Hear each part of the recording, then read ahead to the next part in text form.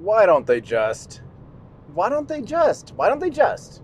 We're going to do a few why don't they just today, which are some of my favorite things to answer. We used to do it on our Ludicrous Future podcast, which I always do miss those guys.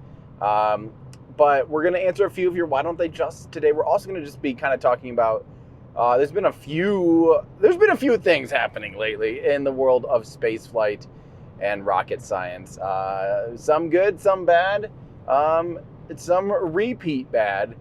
So we'll just kind of just I'll talk to you about the a few of the things that are going on right now and in the last few months, and then lastly, I'll just keep answering some questions, mostly about kind of rocket science and general philosophies of acceleration and things like that. So join me on this episode, number 13 of Spacewalk Podcast.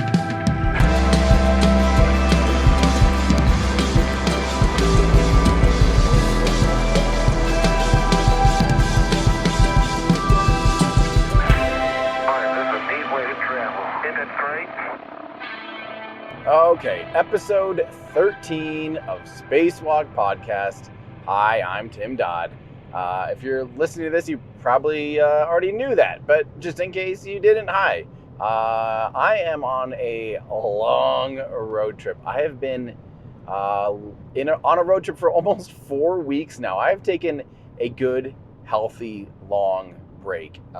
I really needed it after some burnout fuel in the last few months, including the back and forth of, streaming the Mark Rober live stream and Starship and Astro Awards, and finally finishing after 10 months my Apollo landing video, moon landing video. So I did some snowboard. I had my 40th birthday, so I did snowboarding with some friends in Colorado. Then kept going west to Utah for a family vacation for spring break with my whole family, my nephews and my niece, and my whole family. Was awesome. Then continued on the road with my girlfriend for a bit, and we did some camping. Then went continued west into California, where I did a shoot with Vandenberg Space Force Base with Space Force, and shot some amazing things, some things that have never been shot before, trying to answer the question of, what is the range? What is the range? Why we hear about the range all the time, the physical constraints, but also it almost is like this person, like the range is clear, we're the range is green, the range says no go, like things like that. So really trying to answer what is the range and how do they know that it's safe to launch a rocket. So it's been a really good month for me to catch up on podcasts and audiobooks. I've been listening to Eric Berger's Re-Entry, which is a book that I realized I have not listened to or read, and that I had it forever, and finally found the time. It's a fantastic listen so far. I'm about halfway through it on my way home, so I'm excited to keep listening to that. But meanwhile, since the last episode of Spacewalk Podcast, we've had some failures and of some rockets, and most notably, I think, would be the second failure of the version 2, block 2 of the Starship upper stage, which on flight 8 was a big surprise after flight 7 failed. We saw the second stage be lost a few minutes into its burn, and then we saw almost the exact same thing appear to happen on flight 8. And that was very surprising for me. I thought for sure that in SpaceX fashion, that they're okay with failing. We know this. We know that they like to go fast and learn from failures and then iterate on that and move on, right? So it was fairly shocking for me to see a second failure, and especially these ones, because when the Starship, and this actually goes into the topic that I am making a video about with Space Force about, how do you keep the range clear? When they do terminate a rocket, especially at that stage, it does spew debris quite literally everywhere almost, and it's all within its its trajectory, its planned trajectory. It all ends up following a ballistic trajectory. but it is it's not good though. It it reroutes air traffic. I'm just shocked. I'm just very surprised. And now we're a few weeks out from Flight 8, and we're looking staring down Flight 9, which apparently the FAA did released the findings of that, as well as New Glenn's landing failure, and apparently they're supposed to have a similar thing for Flight 8 before Flight 9 flies, but I have a feeling it's almost the same thing. The findings will be probably almost the same thing, and so I'm not sure if we'll see another launch happen before we get that all that information. But the reality is that I'm mostly surprised. Apparently it's due to some vibrations. The downcomer tubes that go from the upper tanks. Oh God, I'm pretty sure it's the oxygen tanks are on top, and then they each have their own feed tubes that go to all the vacuum engines, all the Raptor vacuum engines on Starship. And this is different from the original, Block 1, or however you want to say it. The original Starship upper stages did not have individual feed tubes. I'm not sure. I'm actually surprised, because you would think that one thicker tube would be less mass than 3 individual tubes, because you actually gain efficiency with as you make the circumference of the area of a circle bigger, you gain you basically, I think the circumference goes up by the square, but I believe the area goes up by the cube. So making a tube have 3 times more area does not mean you add 3 times more surface area. So you actually get an efficiency. So I'm actually surprised that they've gone to this, where I don't know why. I don't know the engineering reasoning to have 3 individual feed tubes for all of the Raptor vacuum engines, and they'll need 6 of them when they go to 6 engines on the Block 3. So I'm curious why. I'm curious what they're going to do to fix it, and I'm curious what they're going to do when they go to 6 engines. And if Flight 9 does the exact same thing, it needs to be a full stop. I think I would have been at a full stop anyway if I was. Unless there's something there's always something that SpaceX knows that we don't, from the general public. But I'm really curious, what is that thing that why are they keep, if Flight 9 fails, why was Flight 9 allowed to fly with known failures like that? That'd be my big question. So we'll see but Flight 9 will have the first reuse of a booster. They're using the same booster that they're using, B14, that has been fired. Now they're using 29 of the 33 Raptor engines. So a few of them had to be replaced. A few of them must not have come back in good enough shape. But I think that is a very good sign. It's not that surprising. SpaceX knows how to reuse boosters. That actually leads us to our first question, that comes from Carl Manson over on our Patreon page. So patreon.com/everydayastronaut. Thank you so much for all of those that support me, even when I take a nice little life break and catch a little fresh air, and got some hiking in and camping and family vacation. So thank you for those of you that continue to support me. It means a lot. So Carl asks, what additional risks and points of interest will we see with SpaceX reflying a super heavy booster? So SpaceX is obviously the world leader in reflying boosters. They've done it way more than even the space shuttle, which had a completely different reflight, characteristic, with solid rocket boosters being fished out of the ocean. SpaceX knows better than anybody ever before and currently how to refly boosters, with the massive success of the Falcon 9. So what things, what we look for, obviously any first has, inherent risks. And I think the biggest risks are the unknown unknowns. However, I do think that super heavy, and in general, Starship is being overbuilt at this point. I think it's over engineered. I think it's overly strong. I think it's, At this point, they're just trying to learn. They're just trying to kind of get still a relatively minimal viable product flying. And I think as the vehicle matures, they'll start taking out some of those margins. I think they'll start taking out some of the structural margins. I think they'll start taking out, it's a mixture, because some of it, like, they don't have much of a heat shield on super heavy on the aft end of the booster, and we see it glowing like crazy. Will it need one someday in order to reduce refurbishment? Well, we need, what types of things are currently left out because it's like the minimum viable product, and what types of things are over-engineered with extra margins. I think that the biggest risk would likely just be after a static fire, I'm not too worried about the structure of the vehicle. It doesn't go through anything that crazy on ascent and re-entry, frankly. It's not that much different from a Falcon 9, although it is different than the fact that it doesn't do a re-entry burn, and it does a pretty substantial. When it lights up 13 engines to slam on the brakes, it looks like it is screaming. And then I don't remember if I'm sure someone out there has calculated. I'm pretty sure it's 5 or 6 G's of deceleration, which I believe would be higher than the Falcon 9. I'm saying all this without knowing the data, and I like to know things, but it seems to be higher. It seems to be a higher peak G on super heavy. Definitely a higher peak G of.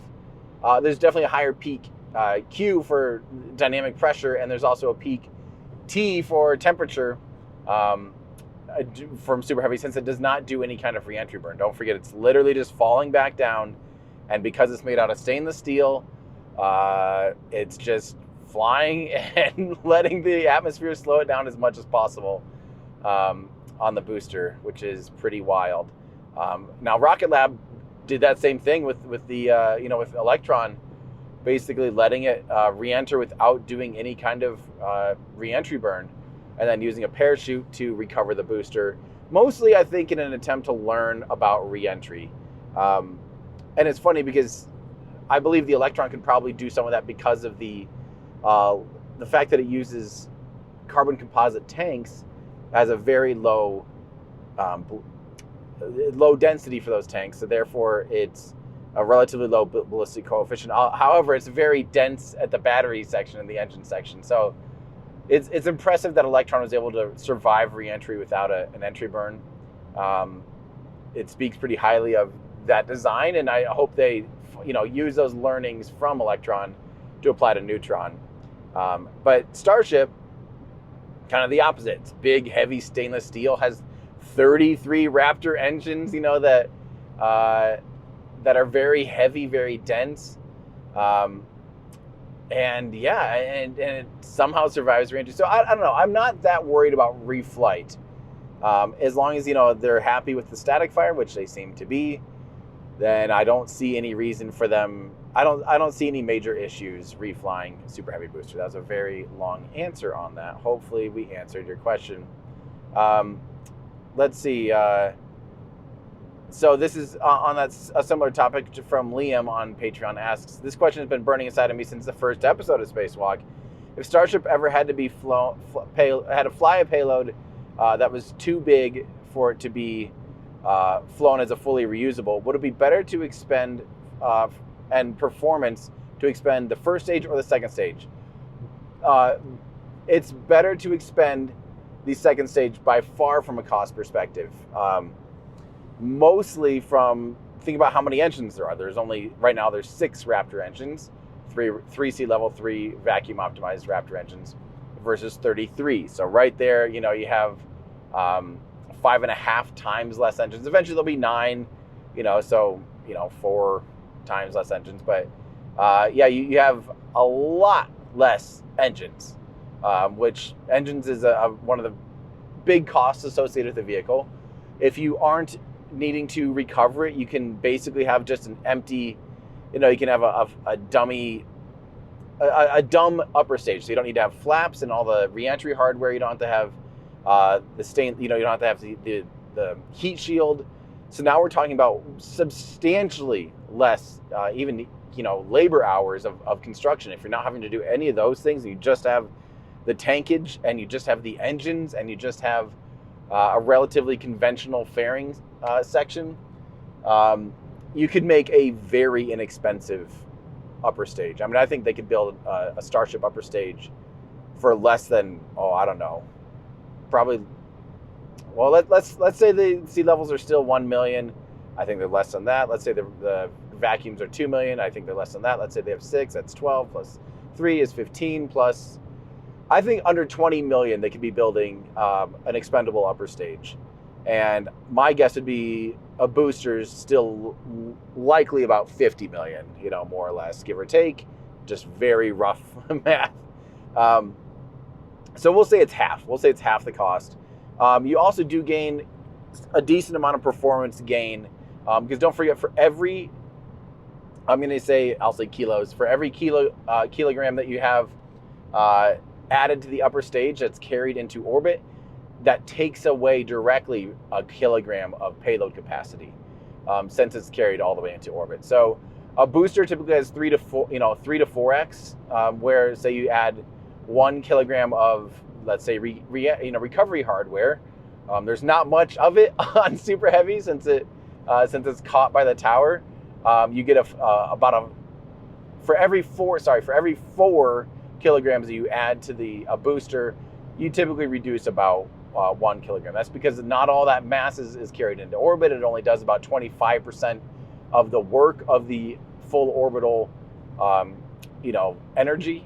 So therefore, it's only about a 4-to-1 ratio. So as far as whether it's better to expend a booster versus expending an upper stage, the upper stage is definitely better from a cost perspective. And even by the time you factor in taking out all the flaps and all the heat shield, and maybe even ditching a fairing after, in space after staging, the performance numbers would probably even swing back into an expendable upper stage as well. You don't need header tanks. There's a lot of stuff. So there's a few extra tons of propellant that you could use that would normally be used for the landing burn, that you could use for ascent as well. And then also think about, and it's twofold for that way, for reentry and landing. You have to carry those. Let's say there's 20 tons of landing propellant. I don't remember what the exact number is, but let's say there's 20 tons. You also have to take those 20 tons into orbit in the first place. So now you have 20 tons more of payload capacity. So it just works. The calculations always make it so the upper stage is doing a lot more work. Proportionally, it also is a lot harder to re-enter because it's from orbital velocity. It's just a lot harder, period, which is why it's almost never really been solved for an upper stage to be reusable. Of course, the shuttle was, I don't want to call it an upper stage reusable, because really it was almost just like a reusable fairing and a reusable payload bay. And that's not to diminish what it did, but the main tanks were completely, discarded. The external fuel tank was disposed every single launch. So of course they were able to recover the main engines, which was the primary cost, which is great, but it was still far from being a reusable upper stage in that sense. If they were able to recover the external fuel tank as well, maybe we could talk then. But the shuttle was just a different beast altogether. Not to besmirch the engineering behind it, but it was, recovering an upper stage is unbelievably hard. There's a reason that no one's really solved it. Stoke Space out in Washington are working on a really cool concept that I would love to see work as well, but it is extremely, extremely hard. So hopefully that answers that question. I'm just going to keep going with the segues here. This one actually kind of works, from Trevor Oliver Harris as a YouTube member as well. Thank you for, again, the YouTube membership, asking, why do we have to accelerate so fast to get into space if velocity is the main thing that keeps us there? Why not slowly accelerate over a longer period of time rather than 8 minutes? Surely this would mean less structural requirements on the rockets. So this gets into, I would definitely suggest watching my orbit versus suborbit video, and or play some Kerbal Space Program. Those two things I think would fully give you the perspective on this. And it's not, inherently obvious why you need to kind of do it more or less within, I would say, 10, 15 minutes. The first answer is when you're gravity loss. So gravity drag, when you're pointing directly and fighting against gravity, so the first, especially like 30 seconds, minute of a rocket launch, your engines are directly countering gravity. They're literally having to fight that 9.8 meters per second squared of acceleration, net acceleration acceleration that the Earth is already pulling at the rocket, right? So let's say the rocket was accelerating extremely slowly. Let's say it's lifting off and it's just going to do a constant acceleration of 1 kilometer an hour. That would be horribly inefficient, because now for every second that you're sitting there fighting gravity, you're only gaining a very small amount of actual acceleration. So let's take it down to a hover. Let's say you go up and you just want to hover off the ground. Every second that you're hovering, you're just wasting propellant, right? All that propellant, all the flames, all the flamey end coming out of the rocket is just wasted. It's not getting you anywhere. You're just hovering. You're wasting fuel, right? As far as trying to get to that magic number, that 17,500 mile an hour or 28,000 kilometers an hour, or basically 9 kilometers a second. That's the number you're trying to get to, right? So if you are slowly accelerating against Earth, you are wasting propellant. So let's put it this way. Let's say you're accelerating at 2 Gs, or you are providing 2 Gs worth of, and it gets confusing, by the way, because saying accelerating at 2 Gs can kind of mean two things. Like, is it 2 Gs of net acceleration over the 1 G, or is it 2 Gs of total acceleration, which really only means 1 G of acceleration? You know what I mean? Because Earth is, again, pulling you right now on Earth, you're at 1 G. So as far as to get to 2 Gs of acceleration would really be 3 Gs, but I'm talking about 2 Gs total. Sorry, that's so confusing. Your G meter says 2 Gs in your seat. So again, at the launch pad, you're at 1. If you're at 2 Gs, you're really 50% of your energy is wasted to gravity, right? So let's take it down. Let's go from 2 Gs down to, let's say, 1.1. Now 93% or whatever it is of your propellant is being wasted fighting gravity. So you can go from 1.1 to 2 Gs, and you have only increased less than 2x your actual amount of thrust. Yet you're doing about 10 times more work. Does that make sense? 10, because you're going from 0.1 G to 1 G of total net acceleration. So 10 times more acceleration towards that magic number, again, of getting into orbital velocity. So the first thing is, fighting against gravity. You don't want to have gravity loss. So a high thrust to rate ratio is actually efficient. So that's why Starship pretty well leaps off the pad with something like 1.5 Gs. New Glenn, on the other hand, crawled off the pad at like 1.1 G of acceleration. Or that's what it looked like. I don't know the total number, but it seemed very, very low. It looked like it was just lumbering. It looked like it was very slowly accelerating. And that's something that will come with, like, as they make the BE4 more mature, add more thrust to the BE4, they will actually gain efficiency out of the fact that they are accelerating quicker off the pad. And that's a net gain altogether, right? So that's one reason to accelerate quickly. The other one is, let's say at stage separation, let's say your upper stage doesn't light. What happens to the upper stage? It's going to fall back down to Earth. You only have a few minutes on your ballistic trajectory where you're actually in space. So you only have a few minutes, if nothing else changes, to be able to really get up to orbital velocity. Now that number keeps changing. Your ballistic trajectory at any point when you re-enter, when you would re-enter, changes as you continue to accelerate. So the upper stage obviously is continuing to accelerate, but there's still a limit. You have to be able to extend your ballistic trajectory in front of you before you re-enter. So you have to be accelerating fast enough that you don't re-enter before you get to that magic number. So if you accelerate too slow, you will re-enter the atmosphere and you'll deorbit and you'll burn, you come back into the atmosphere. Once you're in the atmosphere will slow you down and you're screwed. So you'll see that the Centaur upper stage of like the Atlas V, especially in some missions, they really have to loft that upper stage because it has a very low thrust to weight ratio, extremely low thrust to weight ratio. The RL-10 engine cannot produce a lot of thrust. It's inherently limited because of the expander cycle. It's inherently limited to a certain amount of thrust. And therefore, at the beginning of its burn, when it's full of hydrogen and oxygen, when that stage is burning, its thrust to weight ratio is abysmal. So if they didn't loft that upper stage, give it a little bit higher arc and a longer ballistic trajectory, more time to stay up in space as opposed to what would actually be a more efficient, lower ascent profile, then the upper stage would re-enter the atmosphere before it finishes its burn. So that's why you have to get it done in a certain amount of time, because you are falling back to Earth until you get to the point where you're missing the Earth.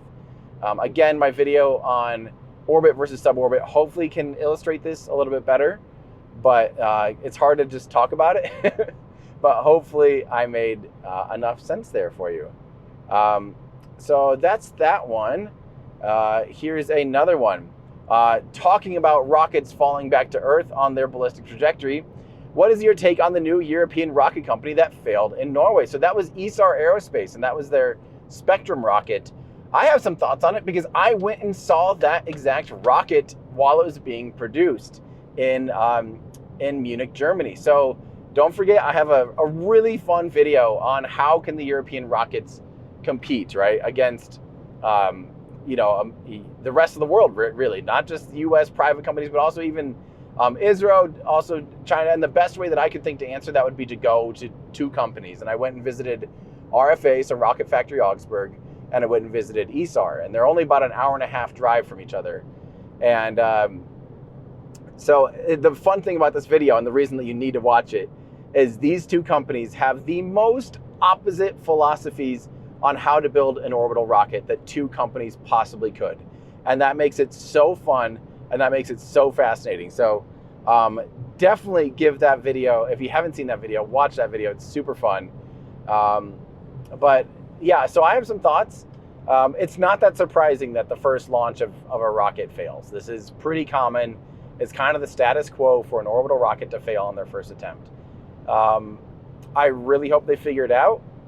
However, so just to reiterate, they have this beautiful launch site in Norway, and the rocket, it pretty quickly after liftoff, after a few seconds, started swaying back and forth and had this an oscillation and kind of a feedback loop that means either is either something like a sensor was, either the sensor data might have been bad, or the way the computer, the avionics interpreted that sensor data, maybe the PIDs, what does PID actually stand for again? It's something, but it's basically like drones. You tune a drone the same way. Like, if it's moving, if the sensors realize, oh, it's pitched over 3 degrees, how do we cancel that?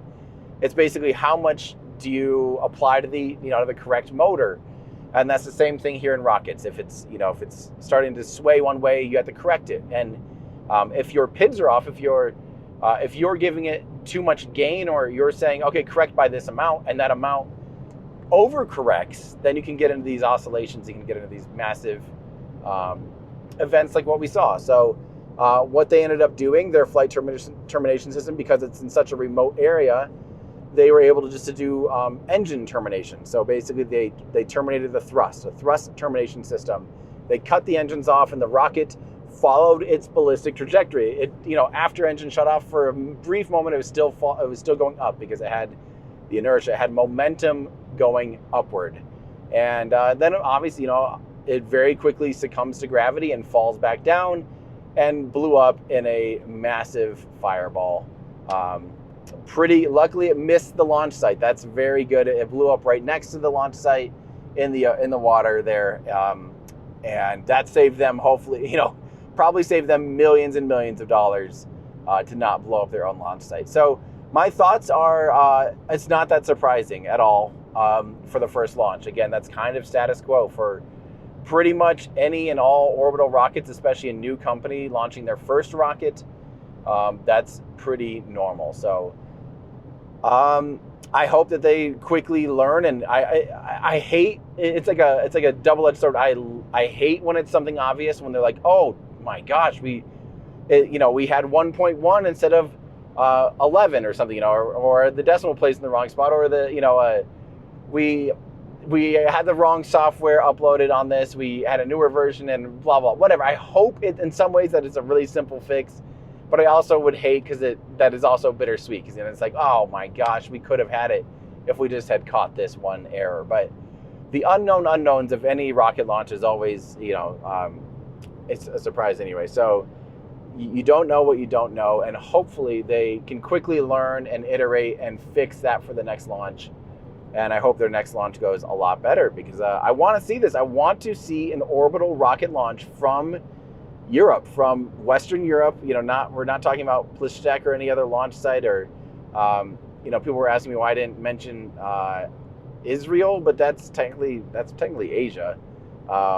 This is, I believe, as far as I'm concerned, this would be the first orbital rocket to launch. Besides, okay, so obviously, Virgin Orbit didn't get into orbit either from their launch from Europe, but that didn't even really launch the rocket. Like, the rocket launched from international waters, so it didn't even really, the plane took off from England, but yeah, I don't know, it gets really confusing, and it doesn't really matter anyway. But the point is, if they can make a competitive rocket and a case to launch from Europe, then I want to see that. If they can't, then the free market will likely take care of that, and they'll cease to exist, or be, some of that technology hopefully gets spun off into other things. But I do want the best for them. They have an incredible team, and they have an incredible manufacturing facility that is it's very 21st century. It's very cutting edge. And like I said, I want what's best for them, and I really do hope that they get that figured out. I think that'd be cool. All right, so I'm coming up on some construction. So let's see. Lastly, I think we had one more question here. Oh, by the way, that question was from Le Petit Row, and that was on a X or Twitter, whatever you call it, an X subscriber, I think. Yeah, so thank you so much. Okay, so I want to talk about this one. This is from N Moling in Discord, a Patreon supporter. I believe Nathan is N Moling's first name, I believe. I hope I got that right. Been a patron supporter forever, so thank you. Why do you think FRAM2 was the first Polar Crew mission? Is it exciting for you? FRAM2 was actually extremely exciting. First off, I got to see it splash down, which is actually awesome. I went with a friend in their plane while I was out in California and caught the re-entry. Well, not really re-entry. We couldn't see it as daylight, but did see it under parachutes. I caught it with my phone. We were right at the edge of the exclusion zone, or the TFR, and just in a Mooney, and it was super fun. It was really cool to see that. So thank you so much, Jay, for that. That was awesome. And besides that, I also did talk to crew on station. I'll be hopefully, I think I got that video file back today from SpaceX, so I'll be able to release that video, asking them questions while they're in space. It was at 3:30 in the morning for me, so I was very tired, and that was after a full day of shooting, and then another full day of shooting the next day. So hopefully the interview turns out good, and the delay always makes those interviews really interesting. So okay, so I think that mission was incredible. And again, a little bit biased because I did get to talk to the crew, but being able to fly over the poles is like the coolest. That would be my preferred. If I were to go into low Earth orbit, flying over the poles, then you get to see all of the Earth. You literally get to see anywhere on Earth.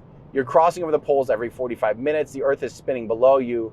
So you do, go over top of basically every single spot on Earth within a few days.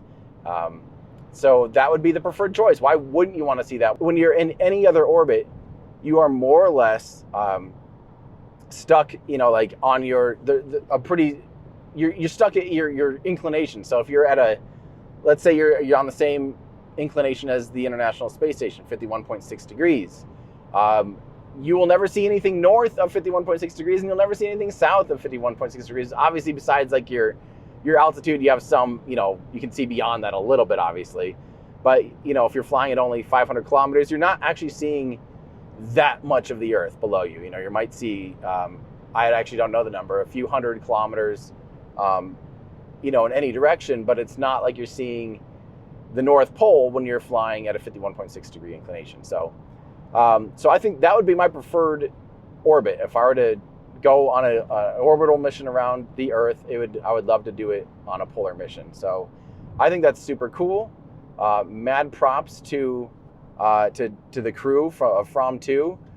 Very cool crew of explorers, of polar explorers. So how cool that a crew of polar explorers that had already been to the North Pole together also ended up going to the North Pole again, but this time a lot quicker. So I think that was awesome. Very admirable mission from that perspective of doing something new and unique. But let's talk about the kind of the why or how. It all starts so prior to just a couple years ago, when the Falcon 9 did its first polar orbit from Florida, the only way to get into polar orbit in the United States was by flying out of Vandenberg. And that's because Vandenberg, you can fly south. It's kind of at a jutted out portion of California where when you fly south, you're flying over the Pacific Ocean right away. And you're not overflying populated areas. That's always the key is, especially in the United States, we tend to not fly rockets. Well, we don't fly rockets over populated areas. There's a calculated risk associated with every single rocket launch to make sure that it's safer. It's just as safe for the people below as an average, at any point with airplanes flying overhead. So it's literally a calculated numerical number. And so we do not fly over land. We don't fly over populated areas until rockets become super, super, super reliable and we have the data to back that up. If they can become airliner-like reliable, then sure, we can start flying over populated areas. But until then, no. So the fact that you could only fly on a polar orbit out of Vandenberg meant that obviously there had to be a launch infrastructure to fly humans. There had to be a crewed vehicle capable of getting humans into orbit from Vandenberg. And there were two missions or two programs that could have and should have and would have flown humans on polar orbits out of Vandenberg. And they all would have originated from Slick 6E, which is a Delta IV Heavy, was the Delta IV Heavy launch pad. Before that, it was actually supposed to be a space shuttle launch pad. And before that, it was a Titan launch pad. So let's talk about Titan. Titan with the Gemini program or Gemini program, there was plans for the Air Force to have the Manned Orbital Laboratory, or MOLE, which was I believe it would have launched on a Titan Heavy, which was a Titan rocket with huge solid rocket boosters, almost the like size of rocket boosters of the space shuttle, very similar. And it would have flown from Slick 6E into polar orbit. And what's crazy is that it would have all been in one launch, a Gemini capsule. Below it would have been an orbiting laboratory with spy cameras and film and all these things. And there would have been a crew of two from a Gemini capsule that would have gone into the laboratory while it's in orbit. And then after a few days of orbiting, whatever, they'd get back in the Gemini capsule and re-enter and land. Now, the crazy thing about this mission is that it required, they didn't want to dock, they didn't want to detach from the Manned Orbiting Laboratory module with the Gemini and then turn around and dock with it like what the Apollo program did. Instead, they were going to be putting a hole in the heat shield, and then had a tunnel that would go from the Gemini capsule into the orbiting laboratory. And they actually tested this. There's an uncrewed test flight of this, and it worked. And it was a mock-up space station, but the Gemini capsule, I believe, I got to look into this. This would be a good video. I believe the Gemini capsule did fly with a removable section of the heat shield. I mean, it's not that dissimilar to, let's say, landing gear and stuff like that. For like the space shuttle had, moving flaps and and landing gear and doors and things in the heat shield. So it's not that unheard of, but it just sounds crazy. Yeah, we'll put a big hole in the heat shield, and you're gonna go through this little tube into the the laboratory, and then go close the heat shield back up. It just sounds pretty crazy to me. So so that was the first thing that should have flown humans into a polar orbit. Would have been that program in the 60s. That got canceled basically with the success of Corona satellites and other satellites that didn't require humans at all in the loop. And they were re-entering, they were doing, spy cameras and spy satellites with analog film and returning the film back down to Earth successfully. So successfully, again, there really was no need to fly humans on these missions, which was costly and dangerous, and so therefore the program was scrapped. Now, come 1970 something, the space shuttle program was basically greenlit, I believe, in 71. And one of the big leading decisions, Slick 60, I should do a whole video about this, because it every time humans were supposed to fly from it, it was for the silliest reasons. There's just a lot of silly, crazy things behind it. But the space shuttle was supposed to fly out of Slick 60, and it was all to do the most absurd mission profile that is so stupid. I can't believe it ever made it onto paper and ever put in front of someone else.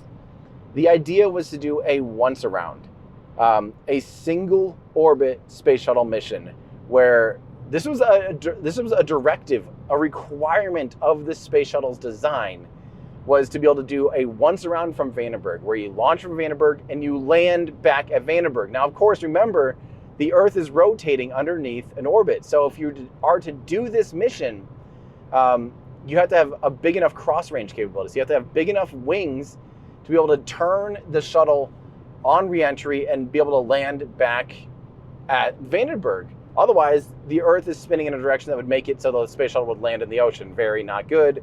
Very not what it's designed for. So it would have to be able to basically turn all the way through re-entry and come back and land at Vandenberg. Very, very tricky to do. Requires a massive delta wing, which, of course, as we know, the space shuttle ended up having a massive delta wing. And that's half of the, those one of the big design constraints of the space shuttle. And so, again, crew would have flown on the space shuttle. The space shuttle never flew uncrewed. It never technically had that capability. It probably easily could have. Again, the Buran from Soviet Union flew uncrewed on its one and only flight. It definitely, the shuttle did a lot of autonomous things. Like during the re-entry, it was more or less flying this autonomous and calculated re-entry profile. But the space shuttle would have always flown crewed, and this was no different. This once around directive, I don't remember the name of it. It was something like 5B or something. Mission 5B or something like that. And it was the silliest thing, because it would have flown. Hang on, let me ask ChatGPT since I'm driving. We'll see what it says. If it works right now. Hello, ChatGPT. What was the name of the space shuttle mission?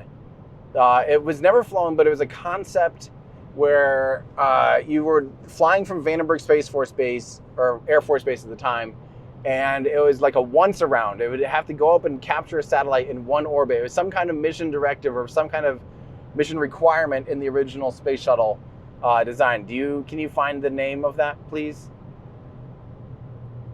You're thinking of the X-20 Dinosaur. It was a spaceplane concept developed by the U.S. Air Force during the 1950s and 60s. No. The plan. No, not the Dinosaur. It was actually a specific mission demand for the actual space shuttle, for the space shuttle orbiter, and it was a type of mission plan, and I believe Scott Manley has a video about it. I believe it's something like Mission 5B or something like that. I would love to know the name of that.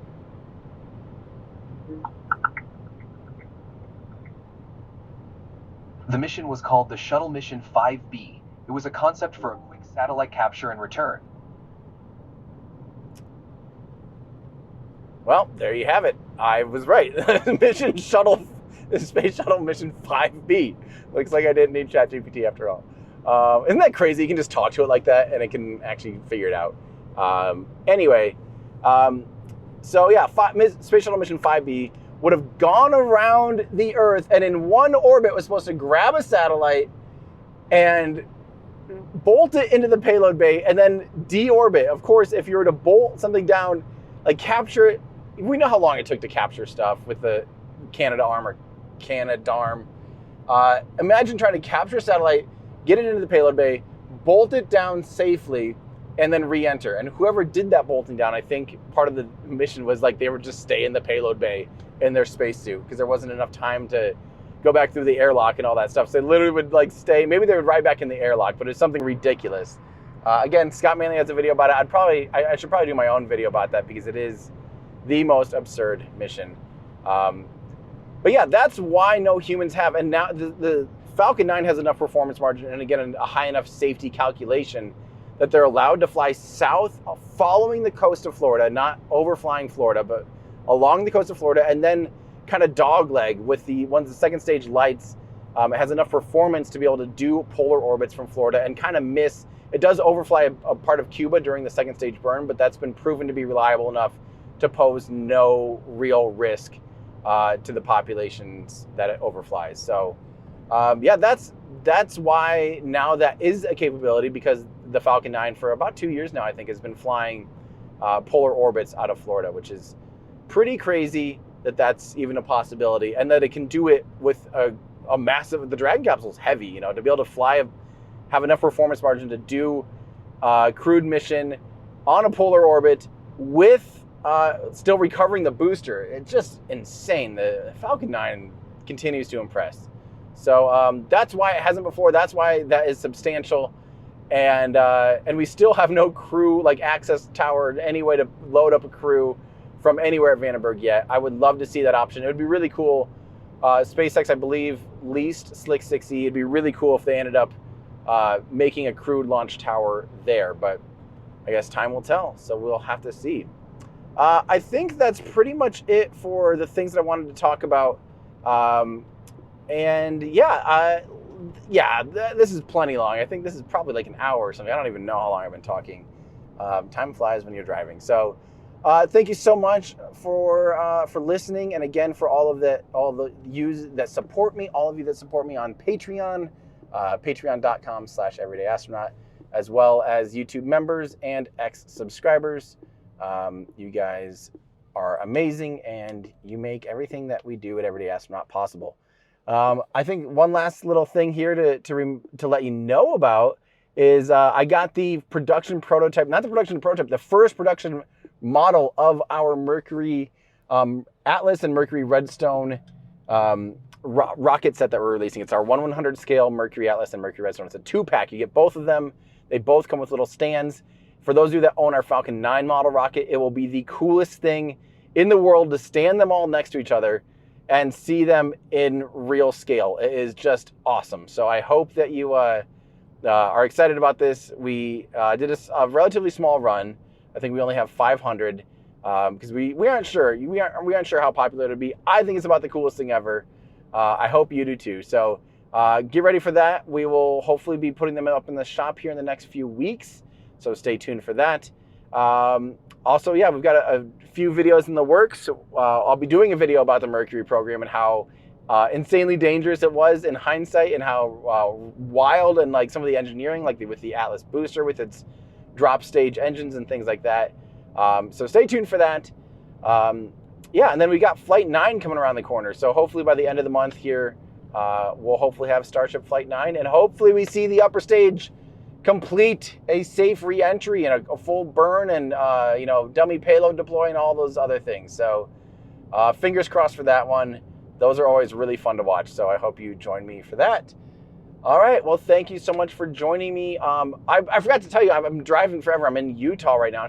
Utah is just so freaking gorgeous. It's just stunning every time I drive through it, and I get spoiled. So I'm going to be charging here in a town called Green River in the middle of nowhere.